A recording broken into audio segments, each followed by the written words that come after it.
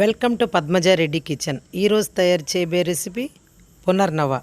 దాన్ని మేము అటిక మామిడాకు అంటామండి. దీన్ని తెల్ల గలిజేరు కూడా అంటే దీంతో ఈ పునర్నవలో రెండు రకాలు ఉంటాయి, తెల్ల గలిజేరు, ఎర్ర గలిజేరు.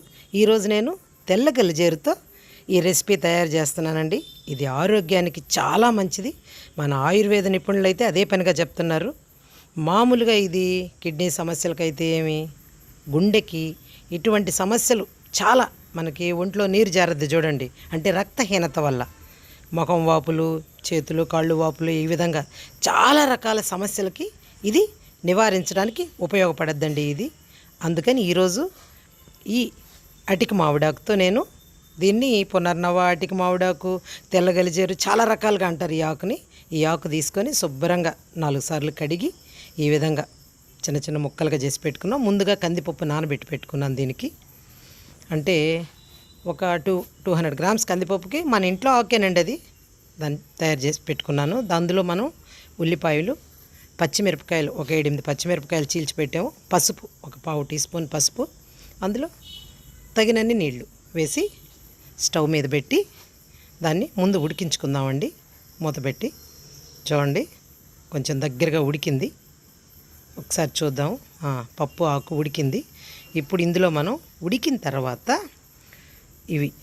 ఇది ఒక 4 టమాటాలండి తీసి ముక్కలు చేసి పెట్టాను. ఒక చిన్న నిమ్మకాయ సైజ్ అంతా చింతపండు నానబెట్టి వేసాను. చూడండి, మొత్తం దగ్గరగా ఉడకాల.